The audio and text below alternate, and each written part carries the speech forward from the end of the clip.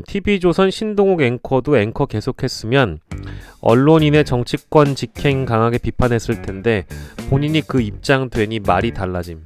어제 언론인 하다가 그 다음날 정치인 되는 경우가 너무 많아서 사실 저는 여당에 간 그 언론인들 많잖아요. 어제 기자하다가 오늘 오늘 저기 정치인 하는 사람들 비판받아 마땅한데 여야에 너무 많아서, 그리고 다 따져보면 여당만 또 욕할 수가 없어요. 그걸 뭐 상대적으로 비율이 뭐 여당이 더 많네 야당이 더 적네 이럴 수는 없잖아요. 그냥 보면 한심해. 그냥 한심해. 나도 유예기간은 둬야 된다고 봐요. 검사 출신의 검사가 정치권에 정치인이 되려면 적어도 10년 있다가 정치를 해야 된다. 뭐 이런 어떤 제한을 걸어둔다든지, 공직자가 정치를 하려면 이래야 된다라는 어떤 규정. 하다못해 제도권 언론인조차도 언론사를 퇴사한 이후에 어느 정도의 유예기간을 두고 적어도 1년이라도 쉬고 와야지. 어제 뭐 막 되게 공정한 사람인 마냥 그거 뭐라고 해야 돼? 중도나 중립의 의무를 표면적으로라도 지녀야 되는 언론인들이 그거를 중도를 빙자해서 정치를 하다가, 현실에서 정치를 하다가 그냥 정치인의 껍데기를 본격적으로 쓴 것 뿐이에요. 원래 그냥 그 앵커 자리에서 정치질을 하던 거였어. 가령 내가 재밌는 얘기 하려다가 되게 진지한 얘기를 또 하네.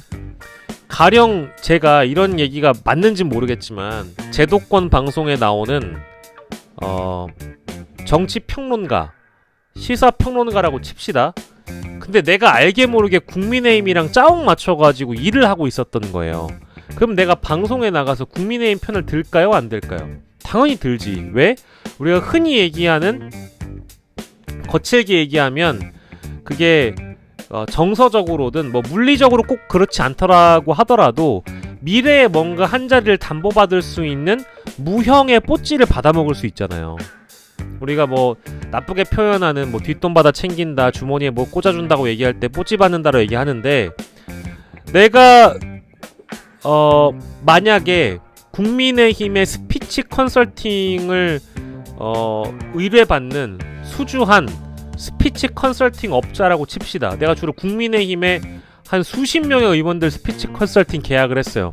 그럼 내가 방송에 나와가지고 국민의힘을 비판할 그럴 용기가 생길까? 돈이 수천만 원이 걸려있는데?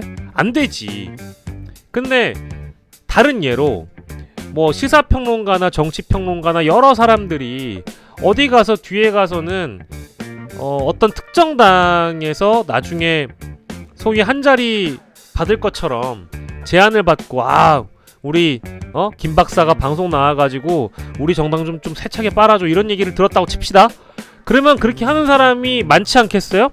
그러니까 나는 제도권 언론인 뿐만 아니라 방송에 나오는 여론조사 여조업체 대표들, 뭐 예를 들면 시사평론가들, 이런 사람들이 특정 정당과 결탁해서 자기 비즈니스를 하는 사람들이, 여러분들이 모르는 사람들이 많이 있거든요.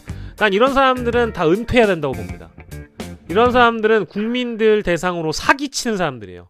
하다못해 시청취자에게 사기치는 사람들입니다. 물론 내가 어떠한 정치인과 가깝게 지낼 수는 있어요. 예를 들면은 내가 민주당에 있는, 민주당의 지금 예비 후보인 어떤 모 후보와 친하게 지낸다고 칩시다. 근데 내가 민주당을 비판 안 하나요? 비판할 수 있지. 그리고 내가 하다못해 뭐 내가 친하게 지내는 여러 정치인들이 있을 거 아니에요. 근데 그 사람들과 아무리 호형호재를 한다고 한들 그 당이 잘못되면 비판을 할 줄 알아야 되잖아요. 근데 내가 뭔가 돈을 받아먹었어. 그럼 못하잖아. 근데 더 나쁜 건 특정 정파, 특정 정당과만 일을 한다. 이거는 절대 있을 수 없는 일이거든. 어떠한 특정 정치적 목적을 띠고 내가 원래 하고 싶어하는 정치는, 내가 원래 바라는 정치적 이상향은 이런 이상향이니까 난 이 편만 들어야 돼. 뭘 물어보면 나 항상 그 편을 들고 있어. 요상하게. 그거 잘못된 거지. 그건 사기치는 거지. 난 그렇게 생각합니다. 근데 전통적으로 우리 언론의 환경은 그래왔다. 여러분들이 잘 들으셔야 돼. 나 누구라고 얘기 안 했어요. 그렇게 해온 사람들이 부지기수다.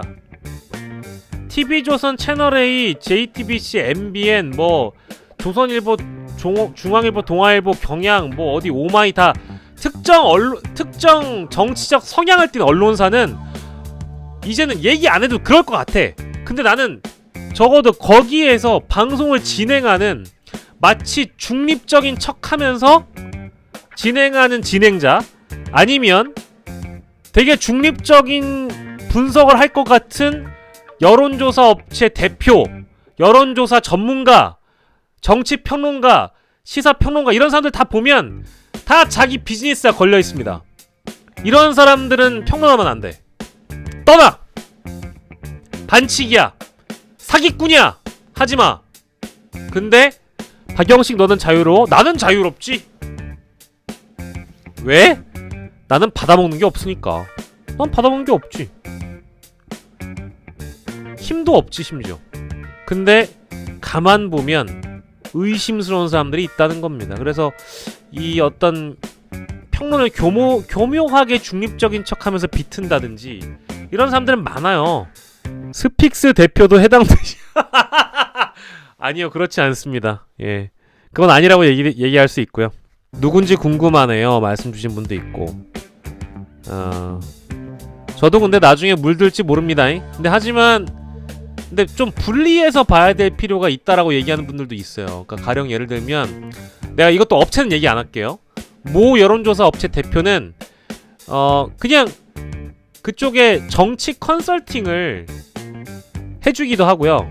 그리고 그러니까 여론조사 업체 대표가 여러분들이 아시는 것처럼 여론조사만 의뢰받는 게 아니에요. 그러니까 실제 정치 컨설팅도 같이 해줘요. 많이 해주거든. 왜냐면 이게 이제 팀을 꾸리는 거야. 어떤 후보가 의뢰가 들어오잖아요. 그러면 그 후보의 캠프에 외곽 조직이 하나 만들어집니다. 거기에 여론조사 업체 대표도 끼고요, 저같이 스피치 컨설팅 하는 사람도 끼고요, 그리고 정치 컨설팅 하는 사람도 끼고요. 뭐를 위해 존재하냐? 캠프에서 돈을 받고 그 사람이 이 지역 선거에서 이길 만한 전략을 짜주고 이 사람이 당선될 만한 포인트를 짚어주죠. 그걸로 돈을 벌지. 근데 봐봐요. 내가 여조업체 대표인데 내가 하는 사람들이 천편일률적으로 국민의힘만 해. 그럼 돼, 안 돼? 난 아니라고 봐요. 근데 제가 알고 있는 여조업체 대표는 정의당도 하고 국민의힘도 하고 민주당도 하고 돈 되는 거 다 합니다. 자, 어찌됐든 저는 골고루 그렇게 뭔가 비즈니스도 균형 맞춰서 하면 나쁘지 않다고 보거든요. 근데 특정 정파에 굉장히 편향적으로 평론을 하면서 그쪽 컨설팅만 해주는 거는 나는 문제가 있다고 보고, 스피치 컨설팅은 그거는 좀 따로 봐야 되겠다. 그거는 뭐 말의 스킬이나 이런 부분이니까. 근데 예를 들어서 스피치 컨설팅을 그쪽 개인 후보를 봐주다가 갑자기 당무까지 같이 하면 그건 문제가 있지. 예를 들어서 내가 한동훈 비대위원장의 스피치 컨설팅을 돈 주고 받을 수 있지. 근데 어느 순간 내가 거기 젖어들어가지고 국민의힘의 어떤 외곽 조직에 속하거나 뭐 이러면 안 되죠. 근데 그렇게 하시는 분들이 있어요. 그건 잘못됐어. 그건 잘못됐지. 그런 대목들이 제가 뭐 방송국 다니면서 워낙에 많이 보였기 때문에 그거는 꼭 얘기를 하고 싶었어요. 그래서 나는 이제 그런 대목은 우리가 잘 봐야 된다라고 보여지죠. 뭐 물론 중립적인 건 기대하기 어렵고 양측이 대등하면 적절한 견제가 될 듯합니다. 뭐 맞는 말씀이고요. 지금 약간 제가 정서적으로 좀 기울어진 운동장이거든요. 저는 약간 김준일 에디터 마냥 모 방송에서 얘기를 하듯이 저는 윤석열 대통령이 반헌법적이고 반민주적으로 국정을 운영하고 있다고 생각하죠. 그 사람이 반민주주의자이거나 반헌법주의자라고는 생각하고 싶지 않아요. 근데 국정 운영의 기조는 바꿔야 된다. 그래야 우리 국민이 행복해진다라고 얘기한 사람이어서 대통령에게 대통령이 주류이니까 주류 편향적으로 내가 갈 수가 없죠. 근데 만약에 대통령을 지금보다 덜 비판했다면, 그리고 뭐 디올백 수수 사건 같은 거 제가 보도 안 했다면 저는 KBS에서 출연도 하고 박민의 KBS에서 잘 먹고 잘 살 수 있었겠죠. 근데 그게 아닌 걸 어떡해. 그렇잖아.